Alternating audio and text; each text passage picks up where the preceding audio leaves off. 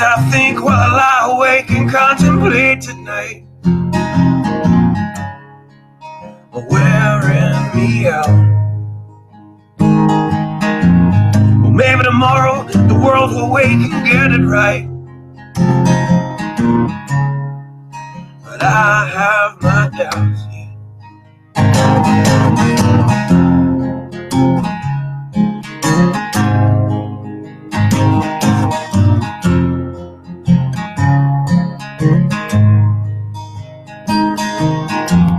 So during the day, well, I design machines of war that scream through the sky.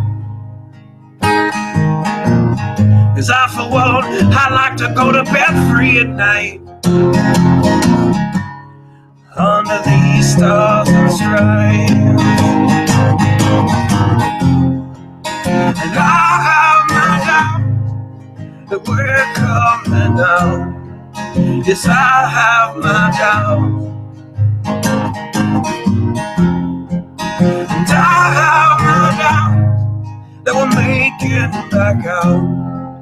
Yes, I have my doubts. But they'll wind you up and pull the cord until you're spun right out. And I don't understand. So roll the dice and raise the price to feed the machine's mouth. Call it the progress of man. And I have my doubt that we're coming out. Yes, I have my doubt. And I have my doubt that we'll make it back out. And I have my doubt. So I'll drink my stuff and raise some hell and shoot my guns to the end of my time. You can have the booze and go to hell and take the guns, but I know they won't be mine. And I have my doubt that we're coming out. Yes, I have my doubts. And I have my doubts that we'll make it back up. Yes, I have my doubts. So we're all messed up and out of touch. Let's text someone who's in the other room. So don't wonder why we don't say hi or know anyone. I might as well move to the moon. So maybe I'm wrong. Well, I hope that I'm wrong. So maybe I'm wrong. Well, I hope that I'm wrong.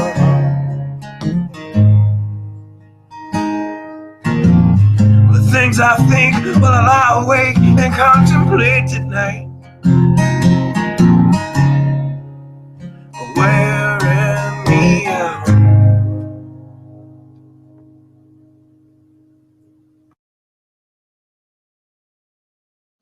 1 Corinthians 2. And I, brethren, when I came to you, came not with excellency of speech or of wisdom, declaring unto you the testimony of God. For I determined not to know anything among you save Jesus Christ and him crucified. And I was with you in weakness and in fear and in much trembling. And my speech and my preaching was not with enticing words of man's wisdom, in demonstration of the Spirit and of power, that your faith should not stand in the wisdom of men, but in the power of God. Howbeit, we speak wisdom among them that are perfect, yet not the wisdom of this world, nor of the princes of this world that come to naught. We speak the wisdom of God in a mystery, even the hidden wisdom which God ordained before the world unto our glory, which none of the princes of this world knew, for had they known it, they would not have crucified the Lord of glory. But as it is written, Eye hath not seen, nor ear heard, neither have entered into the heart of man the things which God hath prepared for them that love him. But God hath revealed them unto us by his Spirit. For the Spirit searcheth all things, yea, the deep things of God. For what man knoweth the things of a man, save the spirit of man which is in him? Even so the things of God knoweth no man, but the Spirit of God. Now we have received not the spirit of the world, but the Spirit which is of God, that we might know the things that are freely given to us of God, which things also we speak, not in the words which man's wisdom teacheth, but which the Holy Ghost teacheth, comparing spiritual things with spiritual. But the natural man receiveth not the things of the Spirit of God, for they are foolishness unto him. Neither can he know them, because they are spiritually discerned. But he that is spiritual judgeth all things, yet he himself is judged of no man. For who hath known the mind of the Lord, that he may instruct him? But we have the mind of Christ. Good evening. It is November 25th, 2015. We are your hosts, Mike and Jen. How you doing today? I'm doing great. We're doing a little different today. We don't have live video of us up because, that's not working so well. So actually, it was my USB that I was having issues with that's not working so well.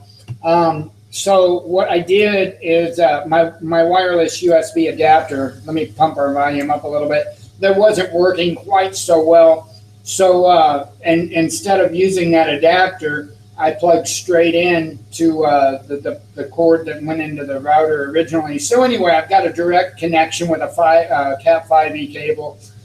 And that just means we can't use the wireless cameras, but we can pump as best HD into this as we can with the screen. And I'm anxious to see what that looks like on the other end when we're done with the show. Anyway, there's a lot going on. I will remind everybody again, we are taking part once again in the Corinthians project, to where each day I will have a chapter of Corinthians, both 1 Corinthians and 2 Corinthians, until we finish it in its entirety. Because again, and I will remind you, I think it is a very monumental part of the Bible. And I think it's very important that we pay attention to what's in those books of the Bible, because if we keep that in mind, then we can make it through the coming days. You can make it through any day, whether nothing happens. Even, in your normal everyday life, you can apply those chapters or those books of the Bible. And it seems to help. It seems to ease things, no matter, the darkness that you go through. So anyway, we will get on with the further news. I guess I could go ahead and do suspicious observers, since had a little bit of a report of what is actually going on today. I will get into that after I go to suspicious observers. Had a wonderful conversation with Pete Santilli and Deborah Jordan today on their morning show, Off the Hook.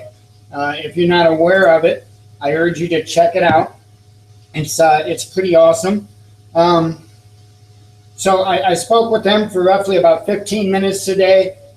We talked about survival, preparing.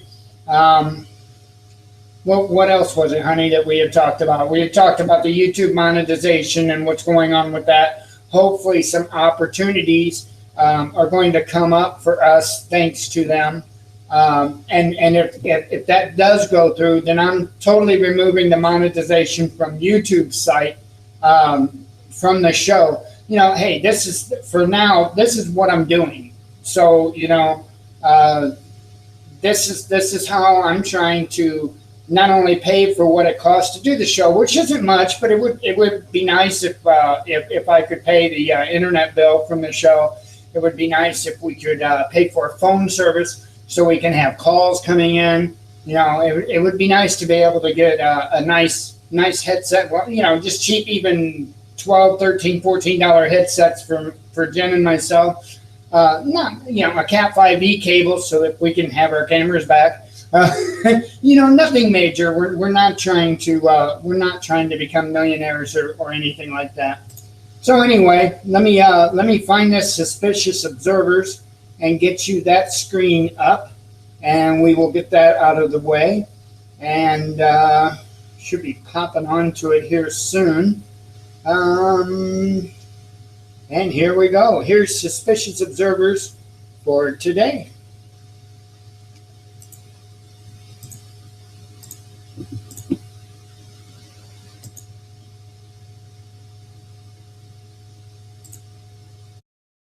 Good morning, folks. After being stifled by the Earth-facing solar quiet effect, the departing northern active region got a little attitude adjustment. Pop over the limb. As if you needed a reminder, the quake watch has been surging due to Earth-facing coronal holes. The magnetic fields connecting Earth to Sun were likely in this area, the dark parts that destabilized with a small filament yesterday. While any potential IMF-based shock was traveling towards Earth, the second half of the quake watch surge kicked in. Mercury conjoined Saturn to begin 5 days of major alignments. Within 1 hour, the Earth cracked 600 kilometers beneath the surface in two magnitude 7.6 earthquakes that struck 5 minutes apart. Luckily, it was inland, deep, and in an unpopulated area. We also had Earth-spot activity across the Pacific. The Mariana Islands shook just as Typhoon In-fa ran up past the area, and at that same time, a volcano went off in the Philippines. In-fa has been a major Earth spot for days. So beyond the seismicity and the little filament affecting the coronal hole, we are mostly calm on our star. We do have incoming active regions, but they have remained mostly calm. However, just overnight, they began to gain a touch of complexity. The umbral count isn't too bad, and we've got beta polarity all over the place with a couple great candidates for Delta-class magnetism. Let's go over to spaceweathernews.com and drop in on the X-ray flux to find solar flaring with only sparse low C-class events. The more interesting story here is the sputter of the solar wind as our star's downtrend to grand minimum offers ultra-low particle speeds. Ready? Engage. Folks, we've got a link below to this animation of the southern oceans at many different levels and in many different ways. It is a terrific look at temperature, water movement, patterns, currents, runoff, etc. in one of the most interesting places in the world. Next, we're going to go to the RSOE EDIS alert map, where we're in the United States with 2 nuclear events before Hump Day this week. 25 gallons of water leak that they say is now contained, and a pinhole leak across to the west that is releasing small amounts of gas into the recirculation system, but which is not scheduled for diagnosis until 2017. Folks, if you missed yesterday, both the hardcover of our book and the conference videos from Observing the Frontier are available. It's linked all over the websites and below on this page, otf.cells.com. You can sort now to see the electronic and hardcover versions of the book. Every pre-ordered hardcover copy will be signed and delivered before Christmas if ordered during this pre-order period. Also, for every pre-order of the hardcover by Thanksgiving, we will donate $1 to the animals in need at World Heart. But also, folks, all the conference videos are posted. As I said, the full conference is posted in one video, but so are the individual presentations, with the exception of Dr. Robitaille's presentation, which will be made free on YouTube. It is, however, included in the full presentation. So for the price of a DVD, you're going to get approximately 8.5 hours of the presentations and the corresponding slide images. Right now, it's just an HD version of the full conference, and it's 15 gigabytes, but we are going to be uploading a much smaller version of the full conference for those with data concerns. While we're talking about Observing the Frontier, we're actually not sure we're going to be filming this second conference in Phoenix, at least probably not to the extent we did the first one. These face-to-face interactions that we had with you guys outside of the talks was by far the most fun part of the conference for you and for all of the speakers. Also, if you didn't hear, we now have a mailing address. I don't recommend cash, but a check is acceptable for either the book or SO website membership. Make sure to send along a username and email address for the membership if you go that route. And speaking of member stuff, the solar wind sputtering today was an appropriate lead-in to last night's episode of Deeper Look, The State of the Sun 2015. Subtitle, Nap Time. Got pressure and radar forecasts and top viewer locations, current global conditions, and shots of our star to close. It's 6 a.m. Eastern Time, and that's the news. Eyes open, no fear. Be safe, everyone. And thanks to Ben Davidson. The link is not in the About tab as of this moment, but I will add it in there. Wow. So anyway, I had mentioned that I talked to Pete Santelli and Deborah Jordan today on their morning show, Off the Hook. And again, I remind you, check it out. That's another link I probably ought to put in the About tab. It was a very, very good show. I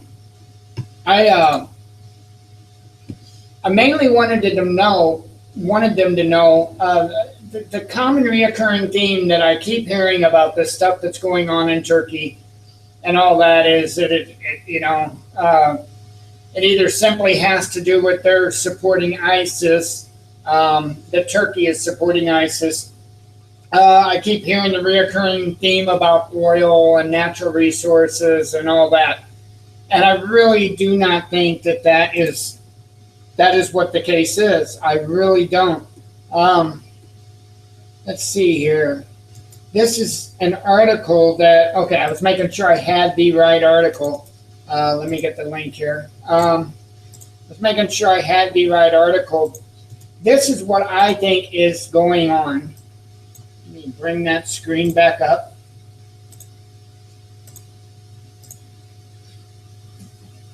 Right here, Putin begins transfer of S-300. Now, this was published, let's see, on the 23rd. This was published 2 days ago.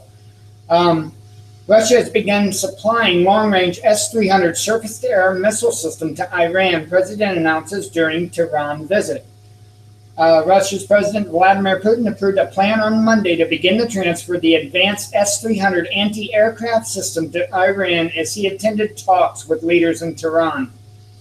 Several Iranian media outlets quoted the Iranian ambassador to Moscow as saying that the transfer of the weapons system had begun. The talks were expected to focus on Syrian crisis and international peace plan to end the conflict. Moscow and Tehran concluded negotiations on the delivery of Russia's long-range S-300 surface-to-air missile system to Iran in May, but a delivery date was never stated publicly. And I know I don't have any of the links here. I can put the links in after I'm done with the show. And you can check out the whole story there. But I think that, in a nutshell, is why Turkey shot down that fighter jet. Obama and Kerry and whoever else had specifically warned Russia about doing that, and said that there would be consequences. Well, I believe we found the consequences, and I think that's what's behind it. Well, then after that, and let me see, I believe I have this link too. In fact, I know I do. Give me a second to bring it up here. And then, let's see, copy link address. And then, after that happened, after the fighter jet was down, this story came out. Moscow to deploy S-400 system to, I can't pronounce that name. That's how, anyway, it's a place in Syria, so, and I can't pronounce some of these names. I apologize. The Russian Air Force base in Latakia, I hope that's Latakia, will be reinforced with S-400 SAM system, which soon will be deployed there, Russia's Defense Minister Sergei Shoigu said on Wednesday. I really need to figure out these names, these languages, something. Early on Tuesday, the Russian Su-24 was shut down by a Turkish F-16 fighter jet near the Turkish-Syrian border. One pilot died in the accident. The second one was rescued and brought to the Russian air base in Latakia. I cannot speak tonight. Who taught you how to speak? Wow. Moscow maintains the jet did not violate Turkey's airspace. It ditched on Syria's territory 4 kilometers from the border. Wow. Here's the interesting thing is, and I'm gonna kind of rewind a little bit from this story. This has just been really boggling my mind. I can't believe that our State Department and that NATO could possibly, it's unfathomable to me that they are actually supporting a war criminal. And I know to say war criminal, that is a pretty hefty accusation to make. And I guess I need to say alleged war criminal, and I'm the one that's saying it. It's, here's the thing. You cannot shoot a pilot that has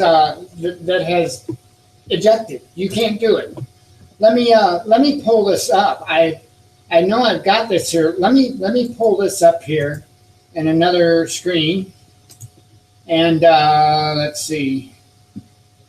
I'm pulling my Facebook up. I'm trying to get rid of any chat windows I have open and whatnot.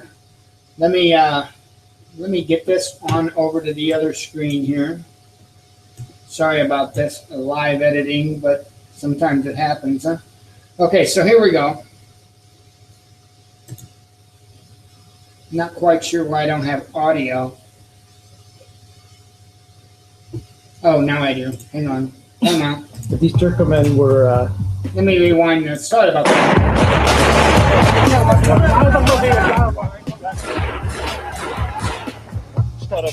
Our comrades opened fire into the air. We all did.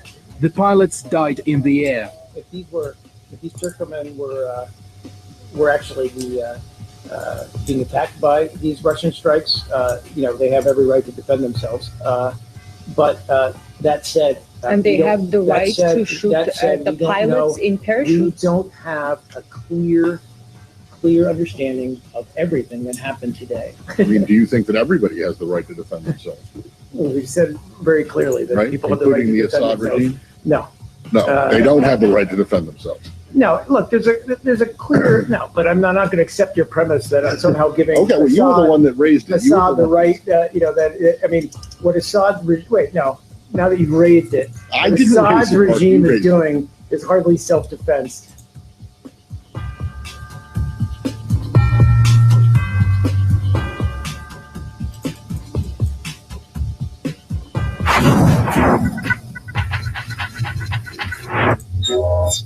So there you have it. You cannot. It is against the Geneva Convention rules of war to shoot at a pilot that has ejected, a pilot in distress that has ejected from his aircraft. That is a war crime. And it doesn't matter to me, right, whether it was quote unquote rebels that was doing it or who it was. It just doesn't matter. They should be responsible, just like the United States should be responsible for them having them weapons in the first place. We should be nailed with being an accomplice just as much as Turkey should be nailed with being an accomplice if those war criminal or if those rebels were doing that. It's ridiculous. What is going on is absolutely insane, and it's only going to get worse. It is only going to get worse. All day I have seen things ramping up. I've got this neat little thing, Chrome Edition now.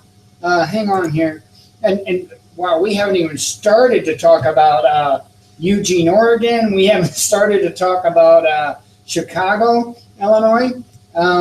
Wow, what is going on in the world is absolutely insane. But let's just go to RT's link, okay? Let me bring that back up on the screen here, and I'll show you off to the side here. Oh, I guess you don't see that. Oh, bummer deal. Okay, let's go to RT's website then. We'll go that route. I mean, everything that is going on to do with this crisis over there with Russia and Turkey is absolutely nuts.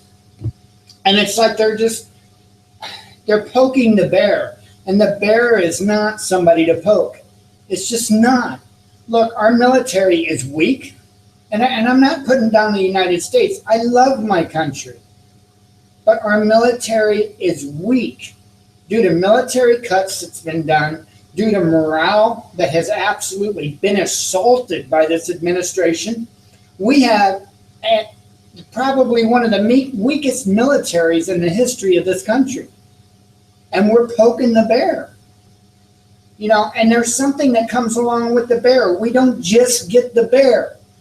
We get the dragon. And that's what I don't think a lot of people really have in their heads. We don't just get the bear. We get the bear and the dragon. Because China will defend Russia in a heartbeat. Oh, we've been poking China too. Wow. This is insane. This is absolutely insane. I don't get where this administration is getting its ideas, its advice, its thoughts that we can actually pull this off without major conflict. And yes, I'm talking World War III. And a lot of people will argue that World War III has already started. It's just a proxy war. And I would tend to agree with that. But we haven't saw a world war at this point. We haven't had missiles landing on our homeland. Or God forbid, our power grid being taken out. We haven't saw nothing here yet. But let me tell you what, we're about to. Even if it's not this with Turkey, with Russia directly. Wow, wrong bookmarks here. Let me pull this up. This is crazy. This is just from the November 20, huh? Oh, it was last modified November 24th. Don't know when it was published, but it was last modified yesterday. But anyway, yeah, the Baltic Dry Index hits 30-year low.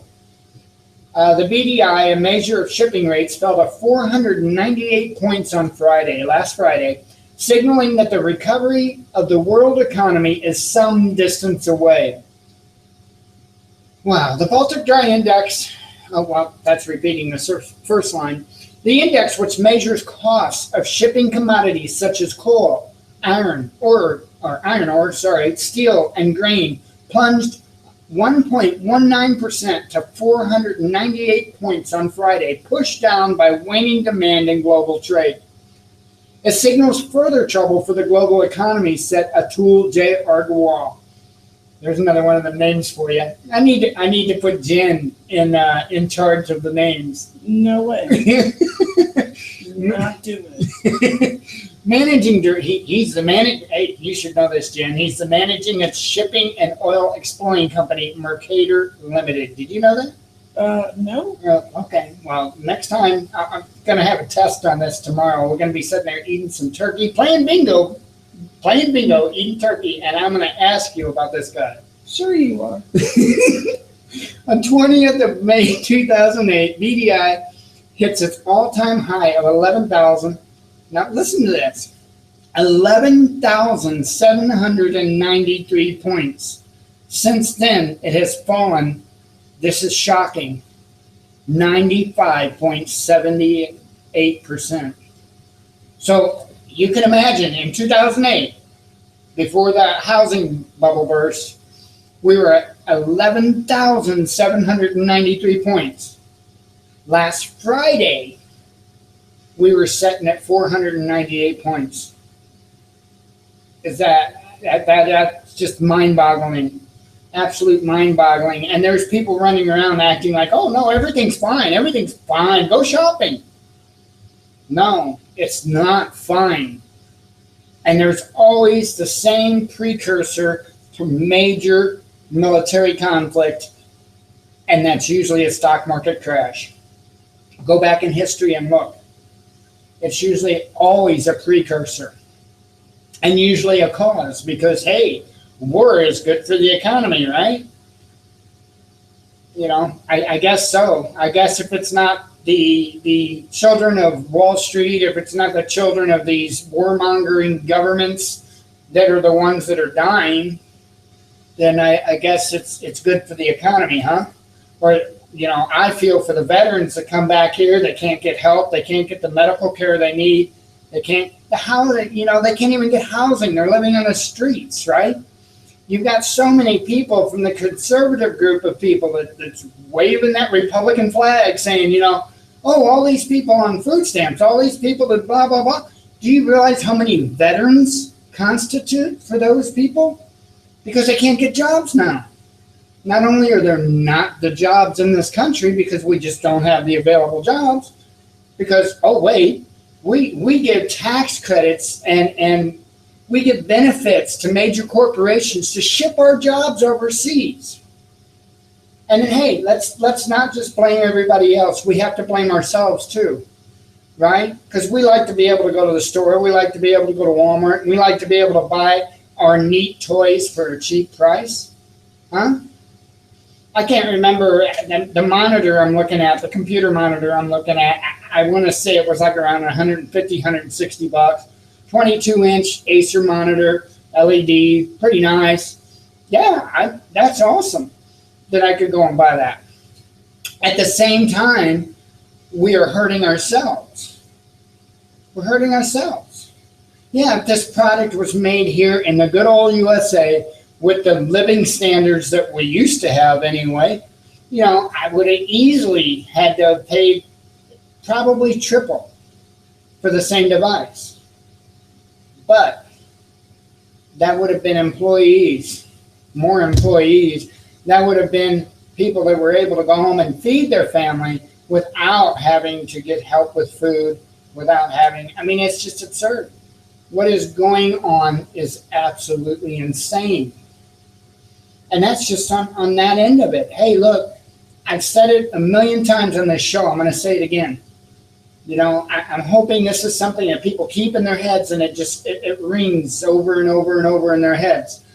The scariest thing you can ever hear an economist or a big corporation or the government say is we need to better compete in the global economy.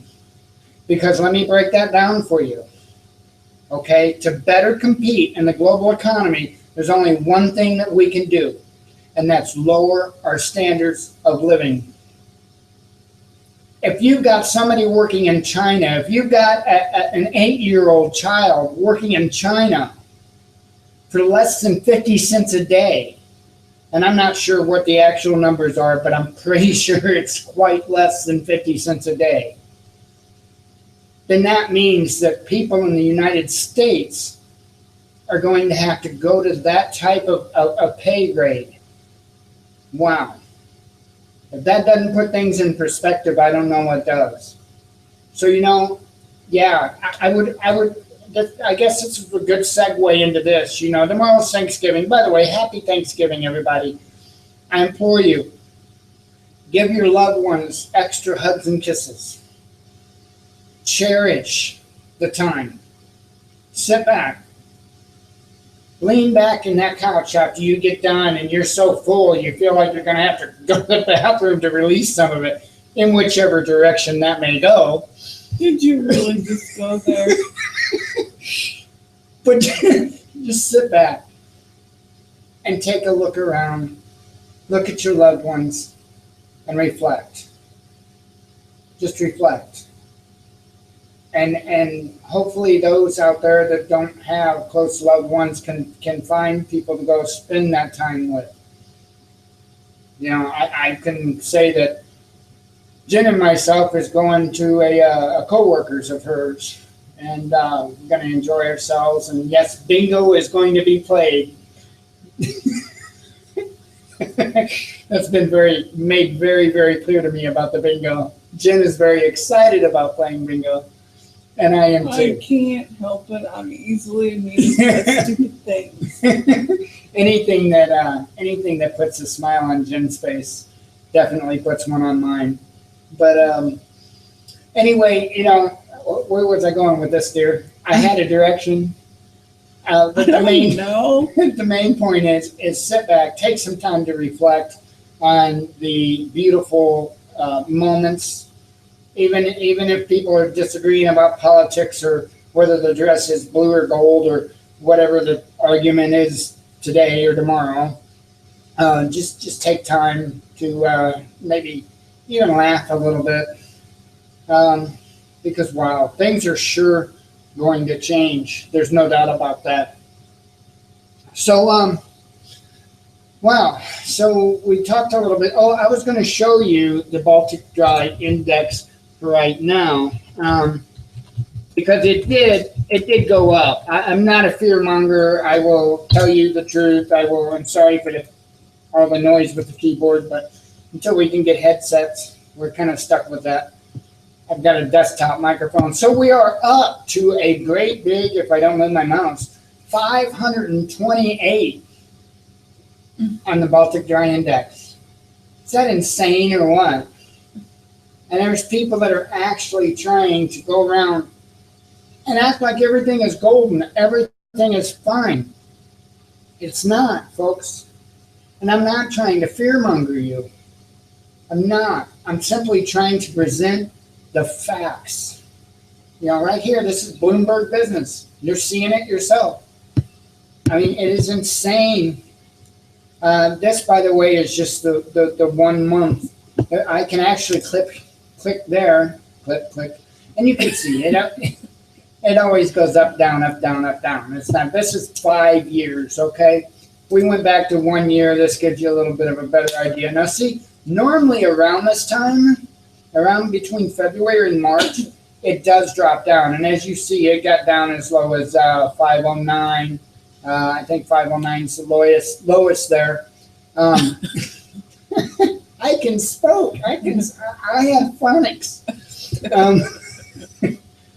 But it did get down, which it normally doesn't around this time get down again this low. It actually did dip down to a 30-year low. If you look at the 5-year, you can see that. That's a representation of that. And the peaks, if you take a look at the peaks are going down. I mean, it's a very clear indicator of what is going on in our economy. By the way, the Baltic Dry Index, these are not numbers that can be easily fixed by the government or Wall Street or anything like that. These are core numbers that aren't as easily manipulated like all the other numbers, like the Dow, for instance, your normal stocks and all that. These can't be manipulated the same way. These are pretty much your true blue numbers, and we're not looking good. We are not looking good at all. Wow. Where to from there? Well, all that good news, huh? So we got this thing going on in Eugene, Oregon. I'm not going to cover a lot of that. You can definitely go and look on YouTube. Pete Santelli has done a great job covering it. It's more or less a similar situation to the Bundy Ranch fiasco that went on. I will say that the militias were put on a level 2 alert status. I'm only a messenger here. I am in no way affiliated, but the militias have been put on a level 2 status, so that means you do what you need to do under those circumstances, okay? I would say check with Pete Santelli's show. He goes in a little bit deeper detail about it. I'm not going to take the time to do that right now, but it's a very similar situation to Bundy Ranch. And I would say saddle up. And that's just my thoughts, my opinion. I would say saddle up. Get ready to go. It doesn't look like the government's going to back down there. I don't have any updates or knowledge. Pete's show is on right now, so obviously I can't listen to it while I'm doing ours. I don't know if the sheriff in Eugene, Oregon has responded one way or another, whether he was going to stand up for the family or whether he was going to stand up for the corporate government. But anyway, that would be probably a better place to find that. Okay, let's get on to Chicago. Well, I'm I'm trying to do the news here to the best of my ability. The phone. How dare the phone ring? Hang on. I'm not going to answer the phone. They can leave a message. We're on a show. Shh. And the funny part about this is like I told you at the beginning of the show how I disconnected the wireless USB adapter and plugged in directly. So you wouldn't hear my tablet go off or anything like that, like on yesterday's show. So then, of course, we get a phone call, you know? That's how it goes. Anyway, let's get back to the show because my phone call that I don't even know who the heck was calling is not that exciting. Well, it's probably just a salesman, to be honest. Anyway, that's pretty much all we get. So we got this dealio up in Chicago. Did you just say yo? Yeah, no, I said this dealio up in Chicago. And I didn't intend to rhyme that, but I guess I did. Anyway, I'm getting one of those looks from Jen like, So, wow. So we've got another case, and it happened like a year ago, where a 17-year-old got shot, what was it, 16 times? Yes. Yeah, 16 times. Wow. He had a knife. I heard maybe he might have been under the influence of possibly PCP or something. I heard something like that, but I don't know. But he had a knife. Yeah. A knife. A freaking knife. 16 shots. That's just overkill. I mean, my mind is absolutely blown by this. I don't understand it. I mean, years ago, cops wouldn't go to that extreme. Absolutely not. Absolutely not. You know, I'm not going to bring up any names, but I went to high school with a gentleman that was distraught at one period of time, and he was shooting guns out on his front lawn, and he lived just outside of town, but there are cars driving by and stuff like that, and he would bam, bam. And I can't tell you if he was shooting directly at cars or I don't know those kind of details. But I do know that the police responded, and he's living to this day. Mm-hmm. They didn't even shoot at him. They talked, and I don't get it. Sometimes that's all that people need is for someone to just talk to them. Exactly. You know, I don't believe there's really that many people that want to die suicide by cop. Do you? No. You know, most people I know that are in a suicidal position, and hey, I've been there myself. I wouldn't want somebody else to do it. You know, I wanted the control of the moment and the method. I surely wouldn't want to go out by being shot by a cop. That would suck.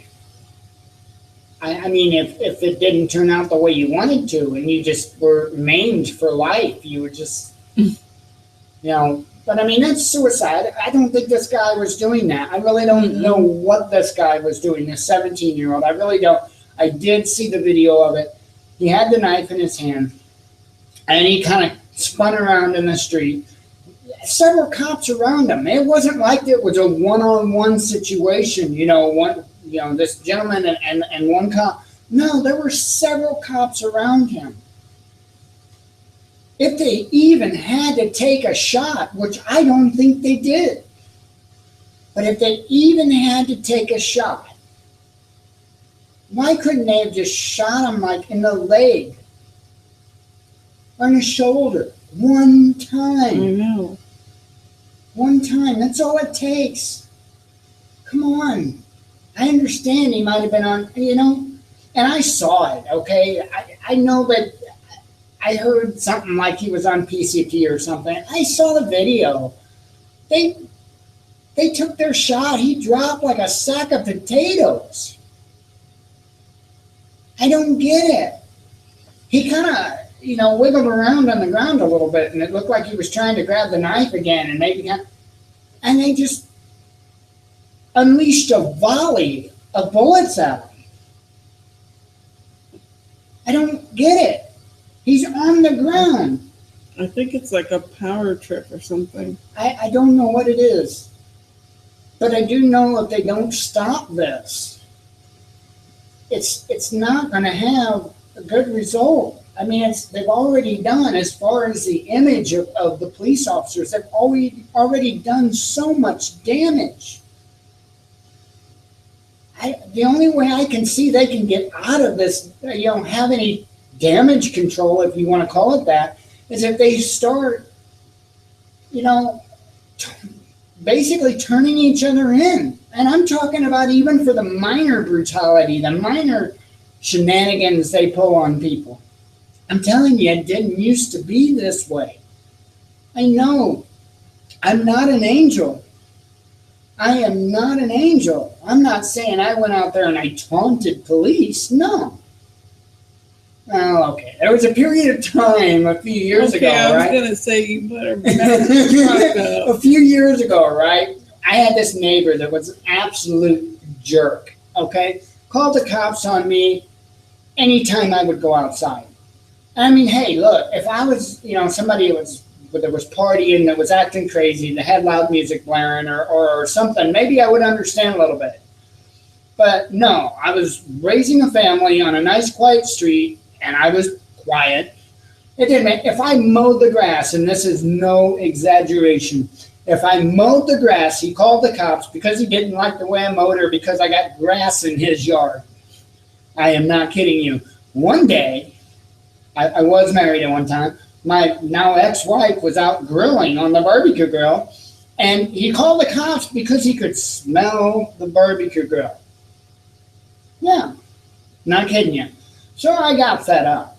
I did get fed up, and I got a little bit wordy with a couple of the officers that came out a couple of the times. Oh, I've got another one for you. Trash cans, right? The same guy complained about he could see the trash cans. And so I had an airplane. I had an ultralight airplane. I used to fly ultralights. I had an ultralight airplane, and the trailer's like 25-foot trailer parked in my yard, or not my yard, but my driveway, right? And then we had, excuse me, a small size car and a minivan, right? So alongside the trailer would be parked the small size car and the minivan. So we had the up by the garage, in between the trailer and the other vehicles, is where we put our trash cans. You really couldn't see them.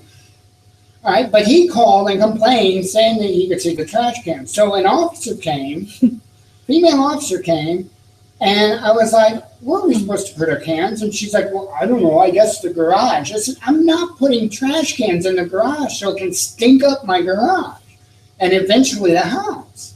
I said, nobody else down the street has their trash cans in their garage. They're all set. Look, I can see them, pointing out neighbors' houses. I can see their trash can. And they're like, well, yeah, but nobody called to report on them. Well, what's the difference? Okay, and I'm like, how can he see these trash cans? And she's like, well, I don't know, but when I turned the corner down there and kind of got just at the right angle, I could see them. I'm like, what?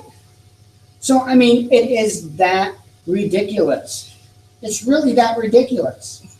And it's not like our yard was all trashed out. Again, it's not like, we had all kinds of problems going on. We just had one neighbor that was pissed off.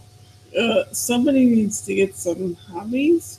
Yeah, exactly. Well, the guy was disabled, and, all he did was sit around and find reasons to complain. So am I, but read a book. You're talking about a guy that went out and bought his previous brand new cars and would, constantly take it back to the shop after he bought it brand new and then turn around and sue, I don't know if it was the manufacturer, the dealership, or whatever, under the lemon law or whatnot, and wind up getting the car for free.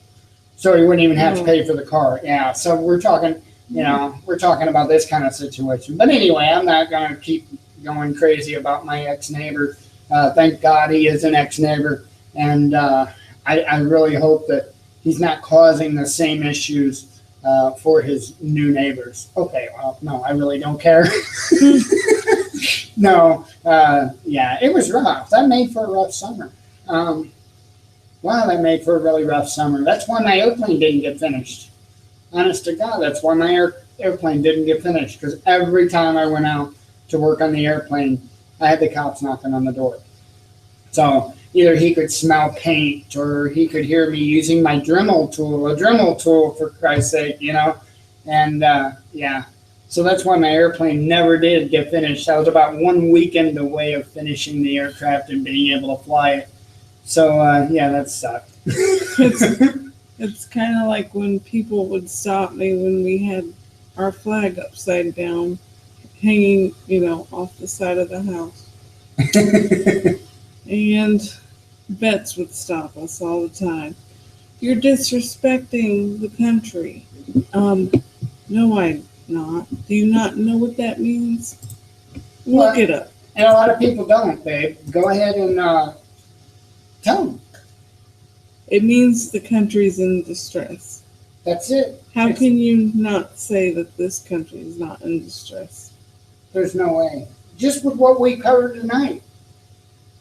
We've got a president and an administration that is backing war criminals, and I'm talking about admitted war criminals. I'm not even talking about where you have to get a little, look a little deeper and, to see that they're supporting and arming and funding ISIS and all that. I mean, their open support for the rebels that killed the pilot that ejected out of that Russian aircraft. Right there. That is undisputable proof. Or is it indisputable? Indisputable? It's indisputable. See, this is why I have Jen here, so she can smack me around and teach me how to smoke right. I don't think there's any help for you. Anyway, we've got things like that. We've got all this going on with the police brutality and the craziness with that. Wow. We've got a president, right? A president that is threatening ISIS with global climate laws or something. I mean, it's so bizarre. I can't even, that's what he did. He went and more or less Is that supposed to? I think it's supposed to scare him. I think I've got a link for that too. Sorry for all the noises of knocking around on the table. I can't help that much as of yet anyway. Let me look. Oh, here we go. Here we go. I do have it. Got another page here. Let me copy the. I love this. Hang on a minute here. And next week, I will Let me bring the video. Well, you can the audio they can know. be joining President Hollande and world leaders in Paris for the Global Climate Conference. What a powerful rebuke to the terrorists it will be when the world stands as one and shows that we will not be deterred from building a better future for our children. So there you go, terrorists. There you go. We're not going to allow people to keep themselves warm by using wood stoves for heat. We're not going to allow people to use their own solar power and make them stay connected. I don't even understand that. How is that helping out the global climate situation by not allowing us to get off of the grid and power our homes with alternative energy, or to dig wells and be able to get fresh water ourselves? I'm at a loss here. I don't get it, and I wish even an insane person could make sense of it for me, because I just don't get it.